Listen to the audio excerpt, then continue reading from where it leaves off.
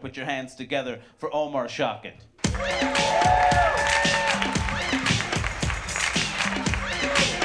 Give it up for Hurry and a Shot, guys. Yeah. So my dad just emailed me literally like today. I want to read this email. So he's a first generation immigrant from Pakistan. He moved to America and he's like supportive of my show business career, but he doesn't know how it works. So all his emails come off as really passive aggressive. So I just want to read this email. The subject is contact at Netflix. That's already great. Dear Omar, hope comedy is going well. I just wanted to share with you a contact I found at Netflix. Maybe you can pitch them something. The email is customerservice@netflix.com. Love, Baba. That's how show business works. Just pitch them your grand ideas when you get home tonight. I just quit my job. I worked at a cat cafe. Shouts out to Meow Parlor. Got some fans in the audience. Fuck you. I quit because I got noticed more for working at that cafe than stand-up comedy, and that's not where I want my career to be. Actually, okay, I didn't quit, I was fired. Fired from a cat cafe, which really annoys me because there's a guy who got told multiple times to stop eating the organic cat food, and he still has a job there. His name's Drew, tell him I say hi. I want to tell you a story of how you get fired from a cat cafe. So this place is like booked 2 months out. You need a reservation to get there. And I was working the front desk the day after the Tonys, and this comes into play in a second. And this tall, lanky British dude walks in, and he was like, "Excuse me, it would behoove you to allow me into your establishment immediately." And I was like, "I don't know what behoove means. But if you wait a little bit, maybe I can get you in." And he was like, "I don't think you understand. The musical Cats is coming back to Broadway. Let me in now." And I was like, "I don't see how that's relevant to this conversation." And then he hit me with this. "I am the Lord Andrew Lloyd Webber. I wrote the musical Cats."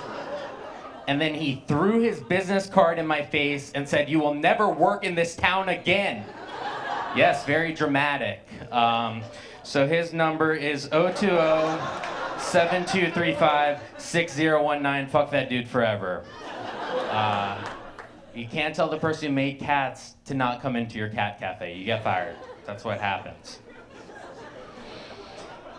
Anyone else's favorite pastime? Getting blackout drunk and riding Ubers? Yeah, I'm really good at it. I need to stop though. I got a text message from my Uber driver the morning after, which is never a good sign. And I just want to read it. It says, "Hey Omar, it's your Uber driver from last night, Jeff. I just wanted to say thanks for the tacos."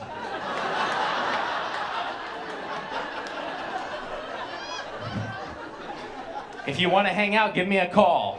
So, I got blackout drunk and bought my Uber driver tacos. That's what I do. I think what's more worrying is that he has my number. He should not have my number. That's not cool. So sometimes I'm Pakistani American, and sometimes I'll audition for stuff on TV, and I'm very cognizant to not audition for stereotypical roles of Muslims in the media. And I got asked to audition for Law and Order SVU, and I was like, this could be really racist, but I've always wanted to hang out with Ice-T, so let's give this a shot, you know? And the role was for pizza delivery guy, which I nail, you know? So I walk into the audition, and I thought I did really well, and then the casting director was like, "Oh, that was great, but while I have you here, can you read for this role?" And the role was terrorist number 2. Which is like really disrespectful to my culture, but also to me as an actor, that you don't think I'm good enough to play terrorist number 1? Really? Straight to number 2, go fuck yourself. Yeah, it's Islamophobia is getting crazy. It's really hard to ride the subway sometimes looking like this. And I can tell people get uncomfortable because they'll like stare at me, and I'm just minding my own business on my phone. And I have an iPhone 6 Plus with a case on it. Why would I blow up this train if I have a case on my phone? Okay? I've got a future with that phone. Okay?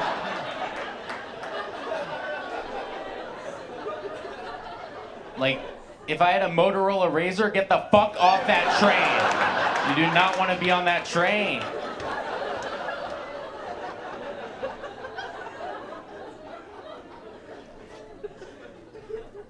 Anyone else not allowed to sleep over their white friends' houses growing up?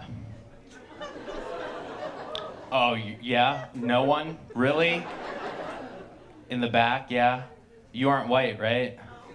What are you?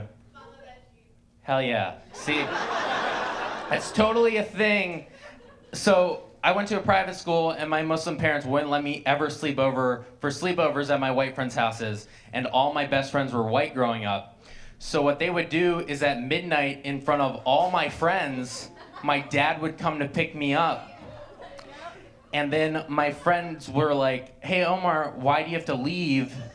And I would just repeat to them what my dad told me, which is never a good idea. I said to my best friends, "It's nothing personal, it's just my parents don't trust your parents." Which is the most fucking personal thing you can accuse someone of. They never see him again. Yeah. Another thing that doesn't exist in immigrant households is mental health. It's black magic. It's not a thing, in case you're wondering. So when I was a kid, my mom passed away. Come with me on this journey. It'll be funny eventually. And as soon as my mom passed away, I told my dad, like, I really want to see a therapist to just talk about it. So my dad picked a therapist, and I went to her office, and there were a couple red flags. The first one was, like, in the waiting room, there were just photos of this therapist, like studio portraits of this therapist with different golden retrievers over the years.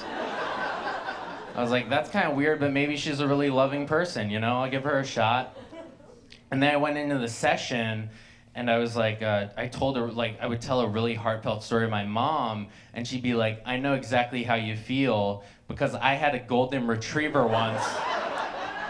What? I Googled her a couple weeks ago. My dad sent me to a pet loss therapist when my mom passed away. That's why I do comedy. I don't blame him though. Like it was progressive of him to even send me to any type of therapist. But like my dad's just really oblivious. Like one time we went to see Lord of the Rings: Return of the King in the theater, and he sat next to me, and he seemed like he was having a great time. And after the movie, I was like, "Baba, what do you think of that movie?" And he was like, "It was good. I just kept waiting for the kid with the glasses to show up." He thought it was Harry Potter the entire time. That's my dad. I've never said this on stage, but so we went to a vacation once, and Bill Murray was like vacationing there too, and I got really nervous because he's one of my heroes, and my dad's like, "I'll talk to him, don't worry." And I'm like, do not talk to him. He's like, no, I'll introduce you to. And I swear to God, my dad goes up to Bill Murray, and the first thing he says is, "Hey, Bill Murray, right?" And he's like, "Yeah." He's like, "You know that movie you did in Japan?" And he's like, "Yeah." And my dad's like, "You should make a sequel." Like, my dad giving Bill Murray career advice. That's how it works. I love him though. My girlfriend, she's half Japanese, so I'm living the Weezer dream right now. And she met my Muslim family for the first time over winter break, and they said Oriental in front of her like 12 times. So it went well. And the whole time, all they knew about my girlfriend is that she's an actress, and they were like really cold to her the entire time, and I thought it might be because she wasn't Muslim. So when we left, I called my sister, and I'm like, "Hey Aisha, why were you so weird around my girlfriend?" And she's like, "Have you Googled your girlfriend's name?" So then I did that, and turns out there's another Anna Suzuki on the internet, with a Wikipedia page that I would like to read to you right now. It says, Anna Suzuki, born February 1st, 1983 in Tokyo, Japan, is a Japanese porn star. She is married to the comedian known as Hard Gay. And I was like to my sister, that's ridiculous. Look at a photo of the porn star. That's not my girlfriend. For some reason, my girlfriend's headshot is on the Wikipedia page. So now my family thinks I'm dating a porn star and that my stage name is Hard Gay. All right, thank you guys so much. I've been Omar Shaukat.